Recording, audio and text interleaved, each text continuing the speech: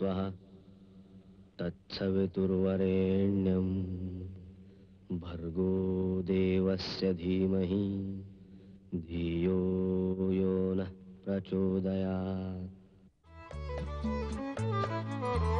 सुख आणिक दुःख यांना सांधते आहे.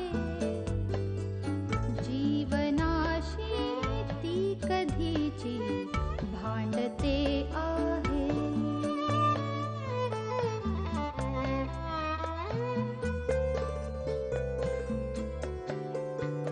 दोन डोळ्यांनी मुक्याने बोलताना ती वेगळे काहीतरी बघ सांगते आहे.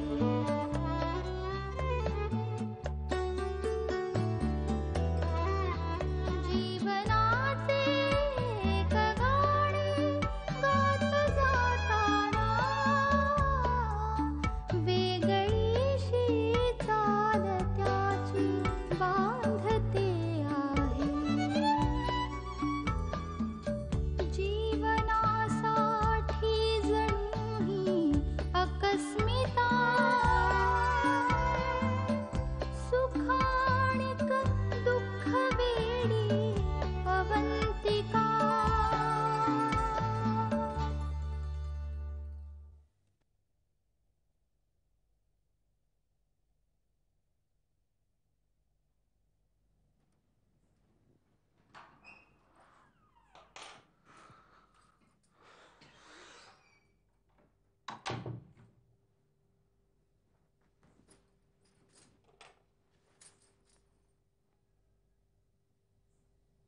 काय बघतोयस? रीमा, तू किती छान दिसतेस ग. पण दागिने नव्हते ना? का आईकडनं नाही आणलेस? नाही, विसरले. म्हटलं तुझ्या आईकडनं घे. पण ठीक आहे, मला काही फारशी हौस नाही येत. तुला गरज पण नाही काही दागिन्यांची. त्याच्याशिवायच तू इतकी छान दिसतेस, इतकी सुंदर दिसतेस. असं तुला वाटतंय ना? पण तुझ्या बहिणीने मला बोलून दाखवलं. हे काय, आईकडनं दागिने नाही आणलेस?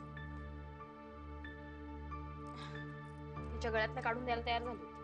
नाही का? का म्हणजे काय? सारखं आपलं स्वतःचं कौतुक.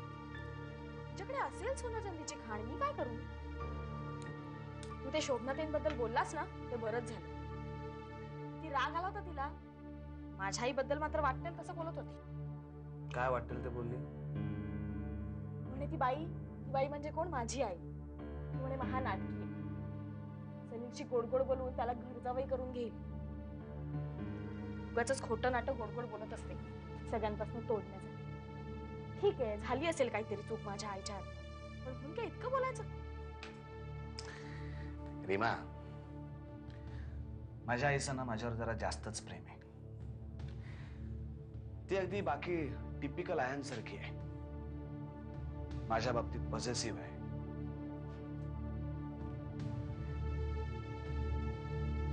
अगं त्यामुळे तिला थोडंसं इन्सिक्युअर फील झालं असेल. त्या भीतीपोटी ती काहीतरी बोलून गेली असेल. त्याला जर तेवढंच वाटतंय ना, तू आमच्याकडे येणं कमी कर. का तर येऊच नकोस ना. पण मला हे सारखं सारखं असं बोलणं ऐकून घ्यायचं नाहीये. किती अपसेट झाले होते मी सगळं ऐकून. म्हटलं काय विचार करून या घरात आले आणि काय आहे या लोकांच्या मनात? हे रीमा, तू नको ना उगाच गैरसमज करून घेऊस. हे बघ, सॉरी, आपल्या घरातली माणसं खूप चांगली आहेत. हो, खूप चांगली आहेत. मी आणि माझी आई तेवढी वाईट. तू तर उगाच काहीतरी मूर्खासारखं बोलू नकोस. तुझ्याकडनं असलं वागणं मिळण्याची अपेक्षा नाही माझी. जर मॅच्युअरली वागत जा आता. तू तुझ्या आईशी आणि बहिणीशी बोलणार आहेस की नाही? मी त्यांच्याशी बोलणार नाहीये. कारण त्या काही जरी म्हणाल्या असतील ना, तरी मला माहितीये त्यांच्या मनात तसं काही नसतं. इतकी वर्ष त्यांना ओळखतोय.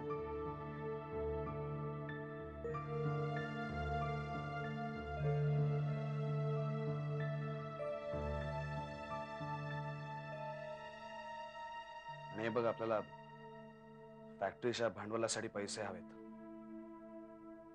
त्याकरता मी उद्या बाबांशी बोलणार आहे. आणि उगाच वादविवाद घालून तू घरातलं वातावरण बिघडू नकोस.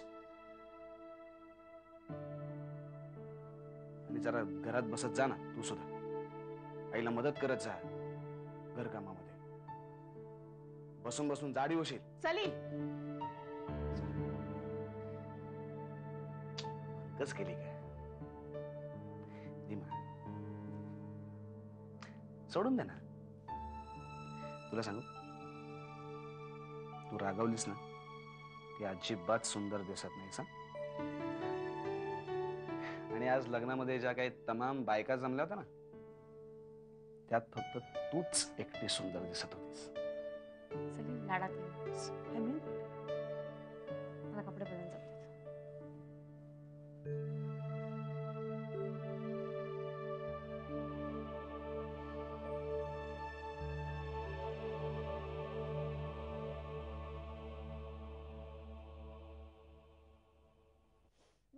काय मस्त वास येतोय. काय बनवतेस? मिसळ. वाव, तू बाहेर जा, मी करते आज मिसळ. असू देत ग, मी करते. मी बनवते ना कोल्हापुरी मिसळ. करते ना मी. मी बोलत नाहीये तुझ्याशी. दरवेळी आलं की मला आपलं बाहेर बसवून ठेवते, काही काम करू देत नाही. परकी समजायला लागली असू मला लग्न झाल्यापासून. माझ्या घरी मला काहीही काम करायला लागत नाही. मी नुसते बसून ऑर्डर सोडत असते, हे आणा ते आणा. इथे तरी करू दे ना. अगं म्हणूनच का हो तू त्या सानिकाकडे बघ, किती कंटाळीये, वैतागलेली असते नुसती स्वयंपाकाला. सकाळी उठलं की नाश्ता काय करायचा, मग काय भाजी काय करायची. ऑफिस मधून येतानाच बिचारीला ठरवावं लागतं दुसऱ्या दिवशी काय करायचं ते. बिचारी. आपल्याकडे काय परिस्थिती आहे? भीमाबाई येतात का नाही स्वयंपाकघरात? हे ग, कधी कधी मूड असला तर येते. हे पण मलाच सगळं करावं लागतंय. सुरुवातीला तर किती कौतुक होतं. आता बघतेस ना काय कौतुक आहे ते. मला एका दिवसाची सुद्धा सुट्टी मिळत नाही. मग मी सांगते ना तुला आज सुट्टी घे म्हणून. पटकन बाहेर जा, पटकन बाहेर जा. आज मी करते मिसळ.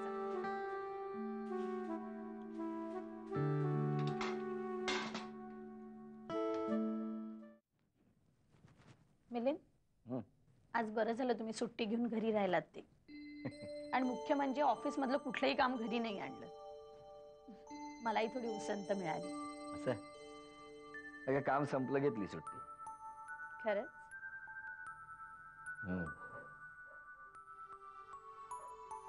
मिलिंद, काय? उद्या दवाखान्यात याल माझ्या बरोबर? कोण, मी? मग येईन. त्यानंतर बाळासाठी थोडीशी खरेदी करूया. ठीक आहे. आईचा फोन आला होता, नाव काय ठेवणार विचारत होती. काय ठेवूया नाव? नाव बघा, तू ते नाही ते नको. ते नाही. बघ, तूच ठरव ना ग नाव. तू ठेवशील ते. मी काय म्हणते, ओम नाव ठेवूया. म्हणजे त्याचं अद्याक्षरालय अ आणि मिलिंद मधला मग. छान आहे, छोटस गोड नाव. काय झालं? नाही काय नाही. Urmila, I am sorry.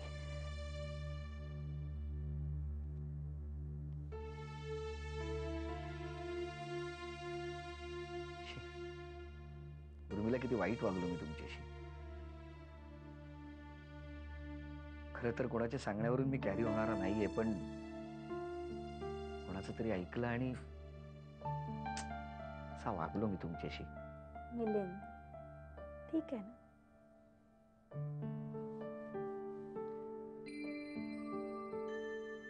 Urmila, माझ्या वागण्याचा तुम्हाला किती मनस्ताप झाला. मी बाळाला बघायला सुद्धा आलो नाही.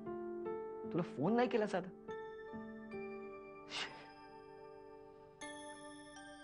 अगं, मित्रांनी काहीतरी डोक्यात घातलं आणि त्याप्रमाणे वागायला लागलो. अगं,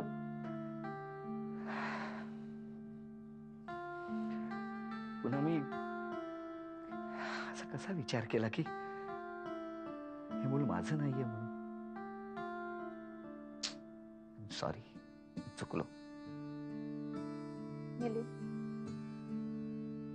मी आतापर्यंत एवढ्या चुका केल्या आणि तुम्ही मला सतत माफ करत आला. आणि ही काही चूक नाहीये. खूप स्वाभाविक आहे असा विचार करणं.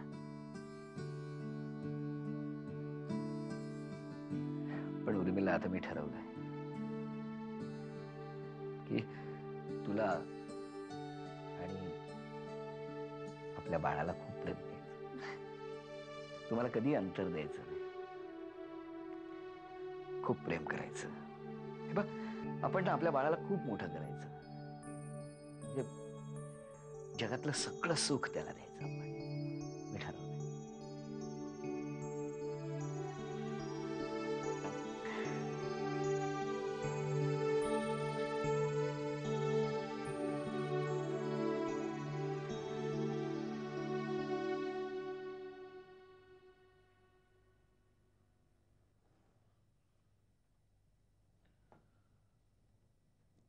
बाबा, बोला चिरंजीव. थोडस बोलायचं होतं. अरे बोल ना मग. आमच्या फॅक्टरीच्या कामाचं डील फायनल होत आलंय. Good, very good. फॅक्टरीच्या भांडवलामध्ये माझंही थोडस कॉन्ट्रीब्युशन आहे, तेव्हा त्या भांडवलाची व्यवस्था. बँकेकडे बोल ना लोन साठी कुठल्या. म्हणजे बँकेला विचारलं मी बाबा, पण ते म्हणले तुम्हाला काहीतरी तारण ठेवायला लागेल. ते तर आहेच. मला असं वाटतं बाबा की हा बंगला तारण ठेवला तर. म्हणजे काय करायचं ना आपल्याला, एवढा मोठा बंगला विकला तर भरपूर पैसे मिळतील. सगळ्या चिंता आपल्या. सलील, अगं, बंगला विकून आपण एखाद्या फ्लॅट मध्ये जाऊ ना. हे आणखी कोणी भरवलं तुझ्या डोक्यात? हे बघ, हा बंगला विकायचा नाही आणि गहाणही ठेवायचा नाही. तुझी काय पैशाची व्यवस्था करायची असेल ना, ती बाहेरच्या बाहेर कर. नाही तर एक काम कर ना, त्या साठेबाईंना विचार ना. त्यांच्या मदतीने हे जे काही करतोयस ना, ते आम्हाला बिलकुल आवडलेलं नाही. का?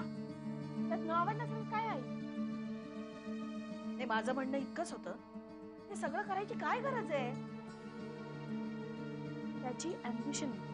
अम्बिशनच्या आड आम्हाला यायचं नाहीये. आम्हाला एवढंच म्हणायचंय, जे काय करणार आहात ते नीट विचार करून करा. भलती रिस्क घेऊ नका. ठीक आहे सलील, तुला जे काही करायचंय ना ते तू स्वतःच्या बळावर कर, कुणाचीही मदत न घेता. रीमा, तू पण काय का तिच्या आईच्या विरोधात सतत बोलत असतेस.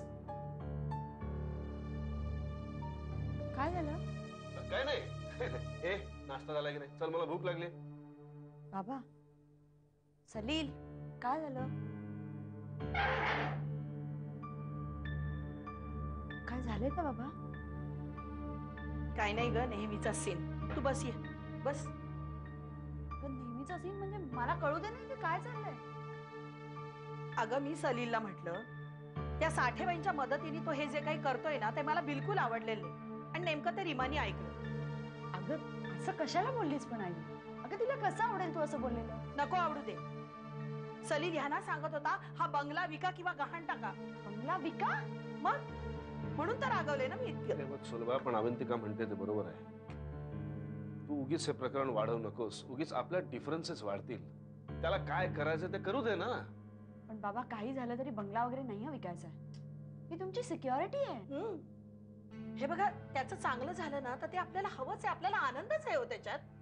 पण हा सगळं त्या साठेबाईंचं ऐकतोय. म्हणजे आता जर आपण त्याला मदत नाही केली ना, तर त्याला असं वाटेल त्याचा उत्कर्षच आपल्याला नकोय. सलील असं वागेल असं अजिबात वाटलं नव्हतं मला. मी बोलते एकदा त्याच्याशी.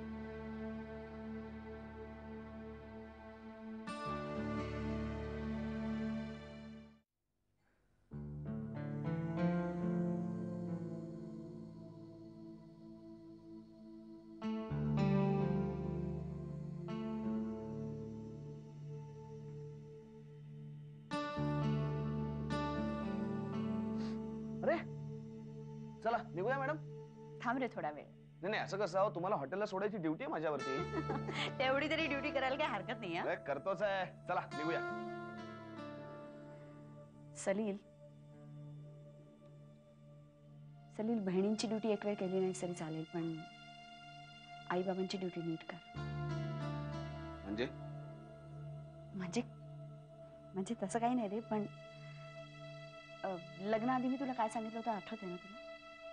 हो का? जरा आई बाबांना सांभाळून घेत जा. आईने तुला नक्की काहीतरी सांगितलंय. आईने मला काहीही सांगितलेलं नाही. मला चांगलं ठाऊक आहे. मी अरे- तुला काय सांगितलंय ते? तुम्ही तिघी रीमाविषयी आणि तिच्या आईविषयी जे काय बोलत होतात ना, ते सगळं रीमानी ऐकलंय आणि तेव्हापासून अपसेट येते. आम्ही तिने अपसेट व्हावं असं काहीच बोलत नव्हतो. अरे ते तशाच आहेत. अजिबात नाही हा. मला माहिती आहे. आणि मी दुसऱ्या कोणाकरता काहीतरी करतोय ना, हेच आईला पटत नाहीये. त्याचा तिला जास्त त्रास होतोय. असं काही नाहीये, आपली आई तशी नाहीये. काही नाही ग. आपली आई सुद्धा आता अगदी टिपिकल आयांसारखी आहे. तू माझ्यापेक्षा तिलाच काहीतरी समजाव. त्याच्यापेक्षा त्यांच्याकडे येणं जाणं तूच थोडं कमी कर ना. एवढाच प्रॉब्लेम आहे ना, पटकन सॉल्व्ह होऊन जाईल. मला माहितीये त्या मनोरमासाठी कशा आहेत ते. तुला ब्लॅकमेल करत असणार त्या. अवी,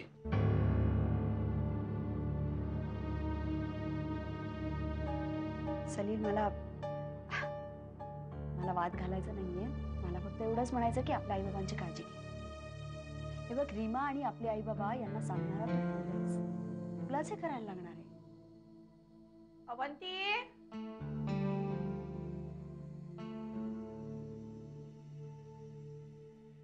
काय झाली का निघायची वेळ? चला आता निघते. बाबा येतीलच काही दिवसात तुला आणायला. हो, नमस्कार कर. असू दे असू दे.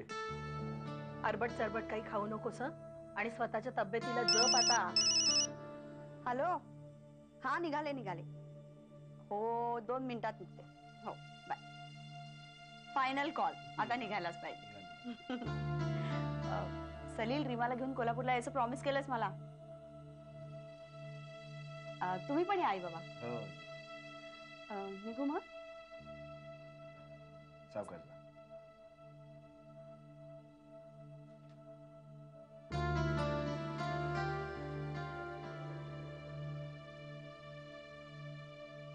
आली काय आणि गेली काय?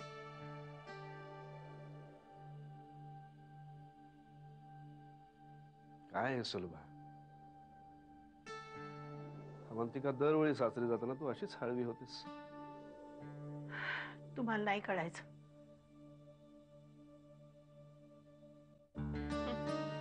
आत्ता कळतंय ना, आईचं काळीज मुलीसाठी किती तुटत असतं, ते किती काळजी असते आईला. पण ते यांना कसं कळणार? दुसऱ्यांच्या मुलीच्या बाबतीत हा विचार यांना सुचणारच नाही ना. हे माझंच दुर्दैव.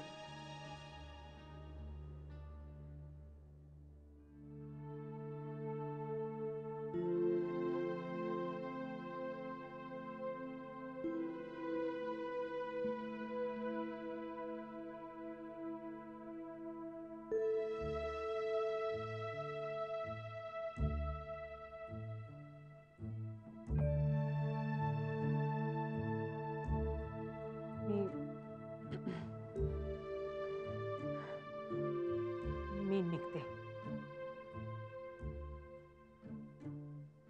थँक्स रत्ना. थँक्स.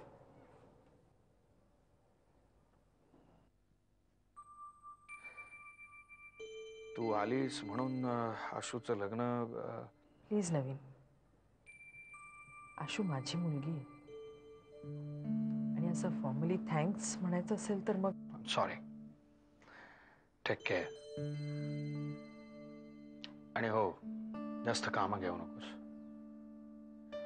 झोपेच्या गोळ्या मेहरबानी करून घेऊ नकोस. प्रॉमिस.